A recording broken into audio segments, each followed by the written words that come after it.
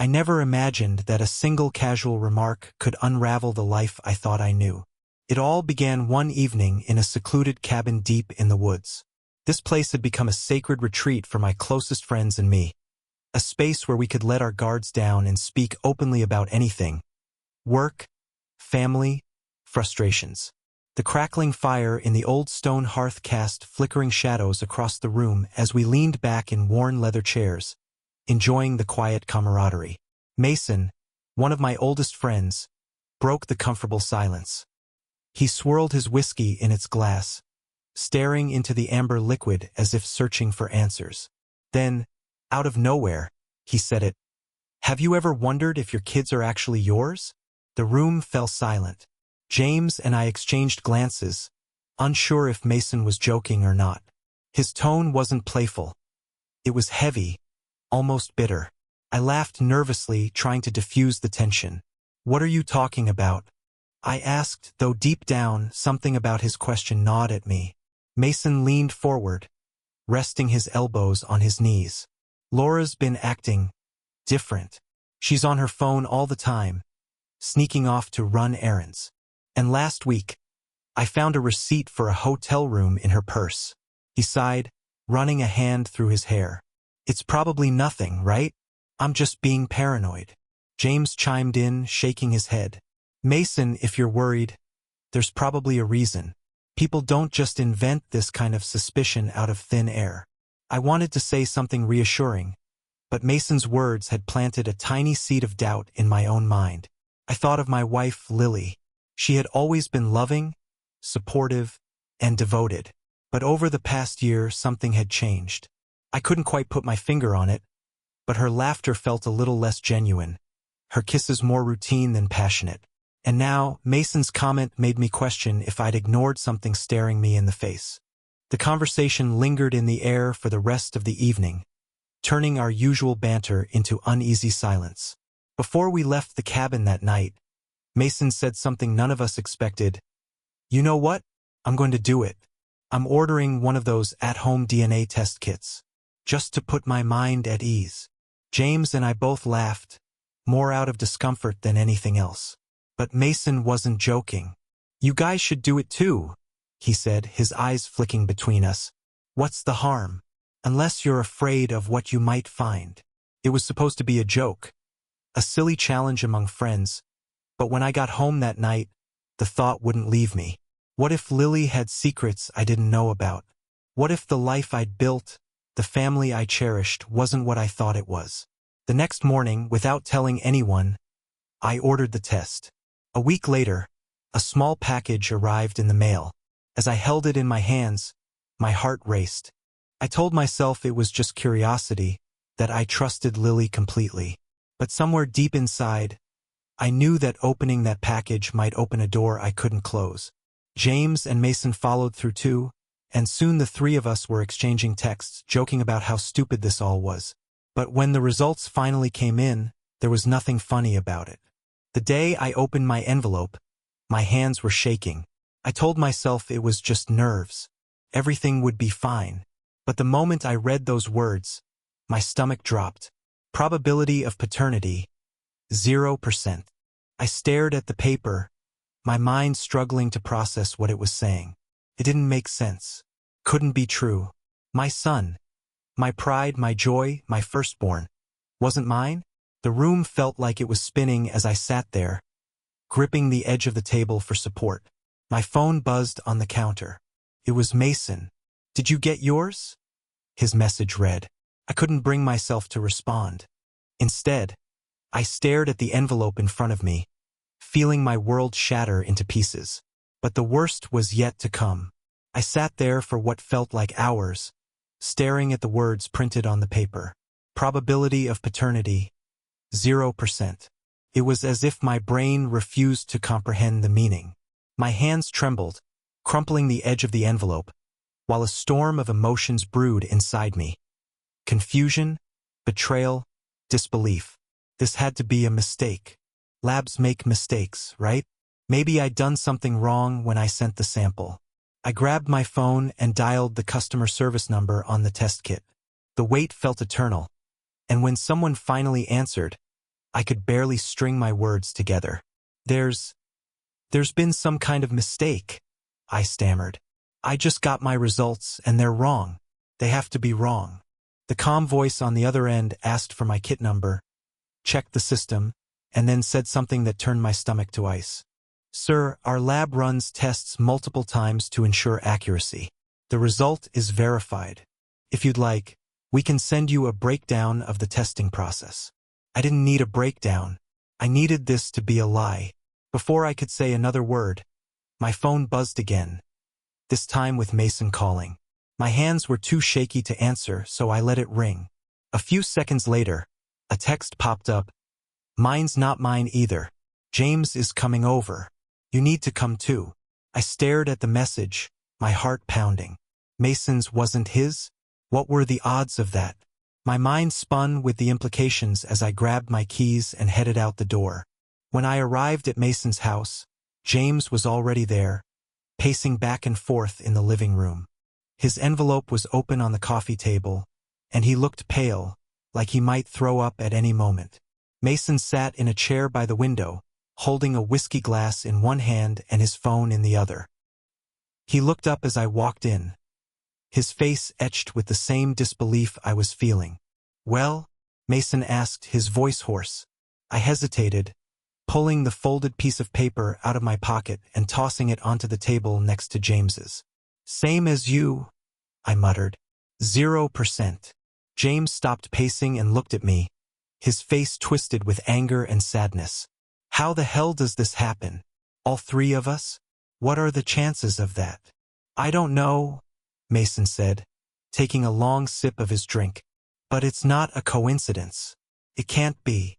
We sat in silence for a while, the weight of our shared betrayal pressing down on us. None of us wanted to say what we were all thinking. This wasn't just about one unfaithful wife. This was bigger, darker, more calculated. It was James who finally broke the silence. We need to figure out what's going on. This doesn't make sense. We need answers. Mason nodded, his jaw clenched. Agreed. But where do we even start? I thought about Lily, about all the moments over the years that suddenly felt like red flags.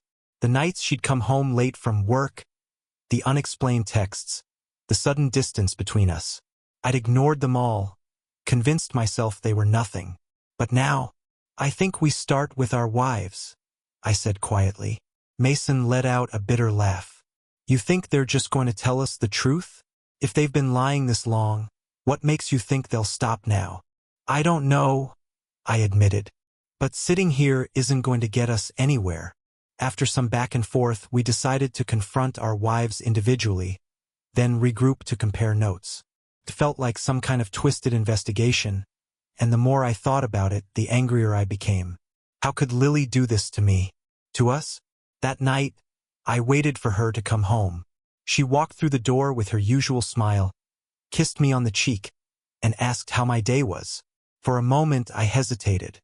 Looking at her, it was hard to reconcile the woman I'd loved for over a decade with the stranger who might have betrayed me in the worst possible way. Lily, I said, trying to keep my voice steady. We need to talk. She frowned, setting her purse down on the counter. About what? I held up the envelope, watching as her eyes flicked to it and then back to me. For a split second, I saw something in her expression. Fear? Guilt? But she quickly masked it with confusion. What's that? She asked, her tone light, almost dismissive.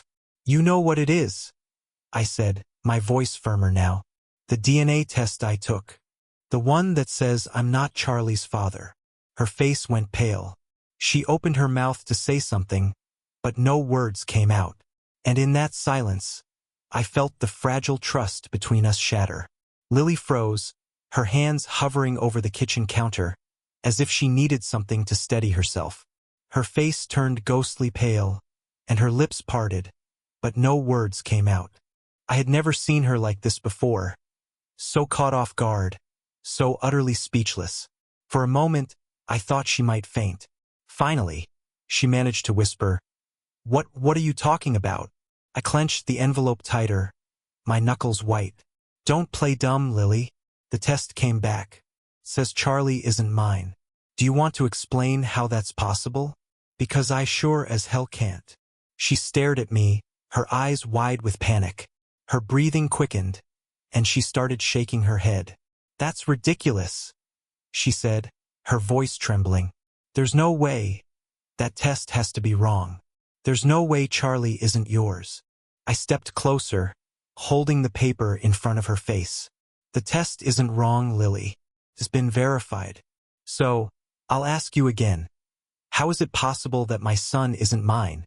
Her panic turned to tears, and she began to sob, covering her face with her hands. I don't know, she cried. I don't know how this could happen. You're his father, I swear. But her tears didn't move me. They felt like a performance, a desperate attempt to deflect from the truth. I had seen Lily cry before, but this was different. This felt rehearsed, like she had been preparing for this moment and hoped her tears would cover the cracks in her story. Stop lying, I said coldly. I want the truth, Lily. All of it. Who is Charlie's father? She shook her head violently, her sobs growing louder. There's no one else, she wailed. There's never been anyone else, I swear. Her denial only fueled my anger. I slammed the envelope down on the counter, making her jump. Do you think I'm an idiot? I shouted. Do you think I don't see what's happening here? The late nights, the secretive texts, the sudden distance between us. You think I didn't notice? And now this? You expect me to believe this is some kind of mistake. She backed away from me, her eyes wild with fear. Please, you have to believe me, she whispered. I don't know what's going on, but I would never do this to you. I love you. Her words felt hollow, like an echo in an empty room. I couldn't tell if she was trying to convince me or herself. I took a deep breath, trying to steady my voice. Lily, if you don't tell me the truth right now, I'm walking out that door. Do you understand me? This is your one chance to come clean. She stared at me, her face streaked with tears, and for a moment, I thought she might finally break. But then, to my shock, she straightened up, wiped her eyes and said, Fine. If you don't trust me, go. Leave. But I'm telling you, I haven't done anything wrong. Her defiance caught me off guard. I had expected her to crumble, to beg me to stay, but instead, she doubled down. It was as if she had decided to dig her heels in and stick to her story, no matter what. I grabbed my keys and turned to leave. This isn't over, Lily, I said. Not by a long shot. As I walked out the door, my phone buzzed in my pocket. It was a text from Mason. Laura's denying everything. Meeting tomorrow to compare notes. Bring your test results. I didn't reply. Instead, I got in my car and drove aimlessly for hours, trying to make sense of what had just happened. The woman I had loved for over a decade, the mother of my children, had just lied to my face, or at least I was sure she had. When I finally pulled into my driveway that night, the house was dark. Lily must have gone to bed, or maybe she was pretending to sleep, hoping to avoid another confrontation. I sat in the car for a long time, staring at the house that no longer felt like home. The next day, I met Mason and James at a diner on the edge of town. They were already seated in a corner booth when I arrived, their faces grim. Mason slid a cup of coffee across the table toward me as I sat down. How'd it go? He asked. I shook my head. She denied everything, said the test had to be wrong. James let out a bitter laugh. Same here. Amber said I was insane for even suggesting it. She called me paranoid, said I was destroying our marriage with my ridiculous accusations. Mason nodded. Laura did the same thing, tears, yelling, the whole act. But none of it felt real. It was like she was more angry about getting caught than anything else. We sat in silence for a while, sipping our coffee and staring at the table. Finally, James spoke up. This isn't just about us, is it? If all three of us are dealing with this, there's something bigger going on here. Mason frowned. What do you mean? I mean, what are the odds that all three of us would get the same result? James said. This isn't a coincidence. Someone or something is behind this. The weight of his words hung in the air, and I felt a chill run down my spine. He was right. This wasn't just about unfaithful wives or broken marriages. This was bigger, darker, and more sinister than any of us had realized. The air in the diner felt heavy, thick with the unspoken realization we were all grappling with. Mason rubbed his temples, his coffee long forgotten as he stared blankly at the table. James leaned back in the booth, his jaw clenched so tightly I could see the veins bulging in his neck. "What are you saying, James?" Mason finally asked, breaking the silence. "That this is some kind of conspiracy? Like what? A group of women all deciding to lie to their husbands at the same time? That's insane." James shook his head. "I don't know, man. But think about it. 3 of us, close friends, all finding out we're not the biological fathers of our kids within the same week. And all of our wives denying it like they're reading from the same damn script. If this was just one of us, maybe it's bad luck. But all 3? There's no way that's a coincidence." I leaned forward, my voice low. "What if it's not just us? What if this goes beyond our little group?" Mason's eyes narrowed. "You're saying there could be more? Like, other guys dealing with the same thing?" James nodded. "Exactly. What if this is part of something bigger? Something we don't understand yet?" A cold chill crept down my spine. The idea sounded absurd, almost paranoid, but at the same time it made a sick kind of sense. I thought about the DNA testing kit, how easy it had been to order, how millions of people were sending their samples off to labs without a second thought. Was it possible there was more to this than just personal betrayal? "We need to figure out who else might be involved," I said. "If this is happening to us, there's a chance it's happening to others too. Maybe someone knows something we don't." Mason leaned back in his seat, letting out a heavy sigh. "Okay, but where do we even start? What are we supposed to do? Knock on doors and ask our neighbors if they've done DNA tests on their kids?" James smirked grimly. "Not a bad idea, actually. But first, we need to get more info on our own situations. If we can find any connections between our wives, something they have in common, it might give us a lead." The idea was sound, but the thought of diving deeper into this mess made my stomach turn. Still, I knew we didn't have a choice. We couldn't just sit back and let this consume us. We needed answers. We agreed to regroup in a week, each of us tasked with gathering as much information as we could. Mason would focus on Laura's recent activities, her friends, her phone records, anything suspicious. James planned to do the same with Amber. And me? I was going to confront Lily again, but this time, I wouldn't let her dodge my questions. That evening, I drove home with a sense of dread hanging over me. When I walked through the door, Lily was in the kitchen, preparing dinner as if nothing had happened. The smell of roasted chicken filled the air, and for a moment, I almost forgot about the chaos that had taken over my life. She looked up and smiled weakly. "Hey," she said softly. "You were out late." I didn't respond.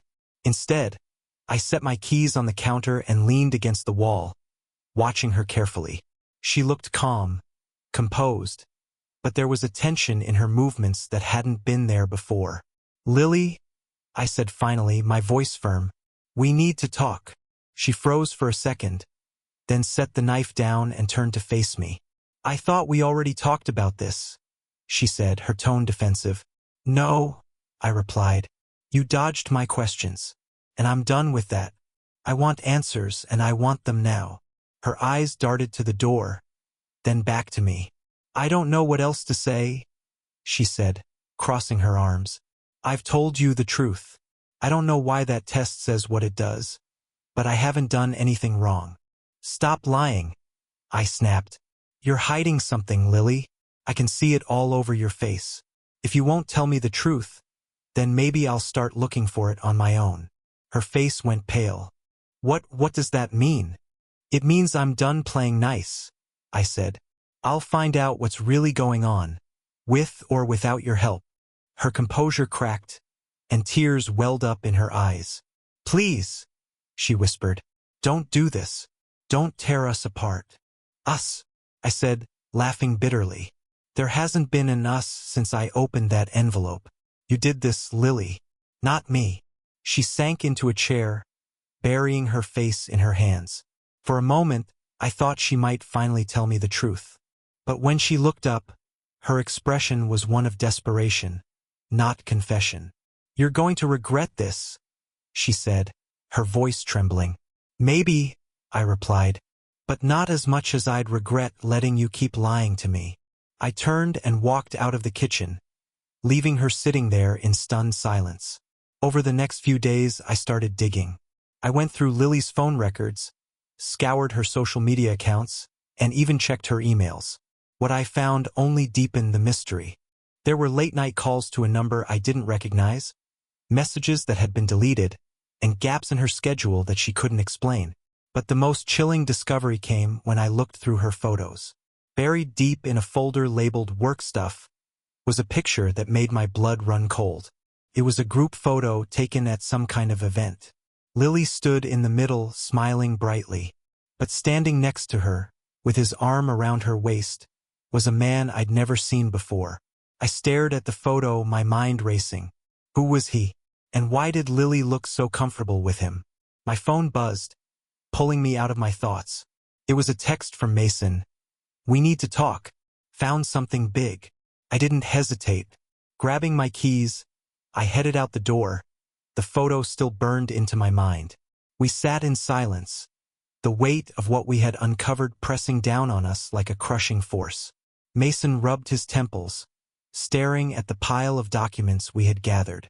James leaned against the wall, arms crossed, his face a mask of barely contained anger. And me? I was still struggling to process it all. Eric. That was the name that kept coming up, the name that tied all of our wives together. He wasn't just some random guy they had met. He was the common link, the orchestrator of whatever had been going on behind our backs. James exhaled sharply. "So let's lay this out logically. Our wives all attended these professional retreats. They all had private meetings with the same guy. They've been taking late-night calls, making secretive plans and hiding things from us. It's not a coincidence." Mason nodded slowly. "It's not just about the past. This is still happening. The calls, the deleted messages. They're still in contact with him." I pulled out my phone and stared at the photo I had found in Lily's private folder. There she was, standing next to Eric, his arm casually draped around her waist. They both looked happy, relaxed, too comfortable. I turned the phone toward the others. This was in Lily's files, hidden, like she didn't want me to find it. Mason's jaw clenched. "That's it, then. We need answers." James nodded. "But we do this smart. No accusations, no anger. We ask them directly, and we see how they respond." I swallowed hard. I wasn't sure if I was ready to hear the truth. But one thing was certain: we couldn't ignore this anymore. The tension in Mason's living room was suffocating. Laura, Lily, and Amber sat on the couch, exchanging nervous glances. They could tell something was off, that this wasn't just a casual conversation. Mason was the first to break the silence. "We need to talk about Eric." Their faces immediately changed. Laura shifted uncomfortably. Amber frowned, her confusion looking almost genuine.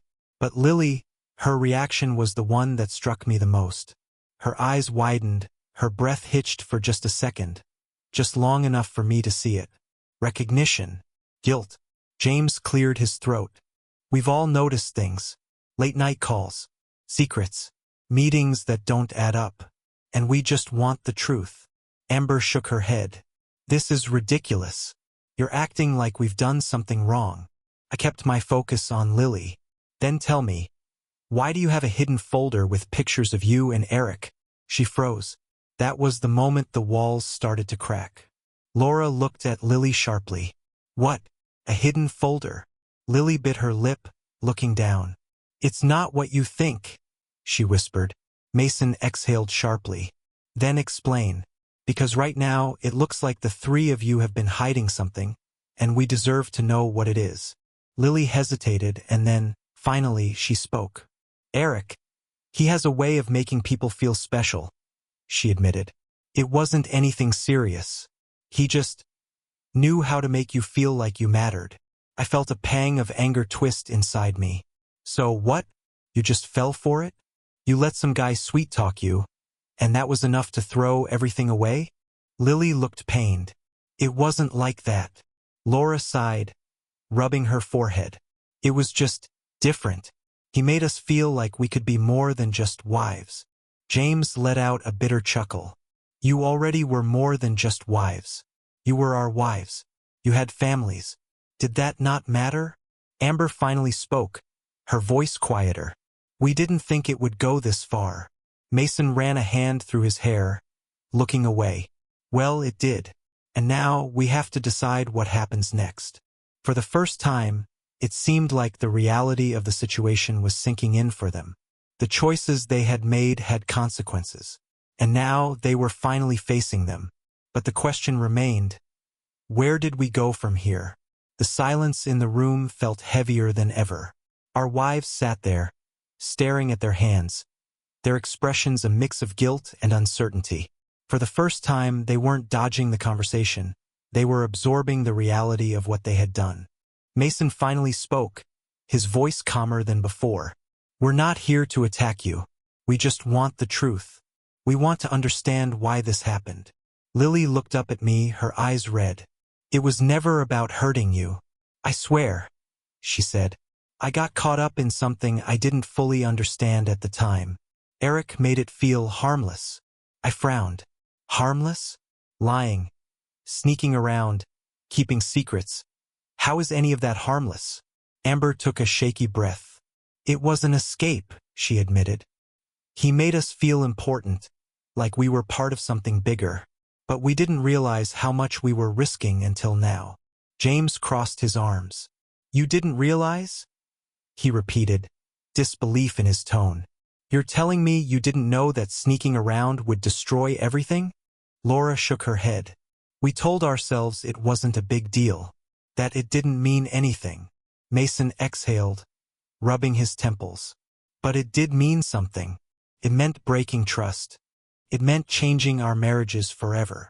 Lily turned to me, her face desperate. I don't want to lose you, she whispered. I'll do whatever it takes to fix this.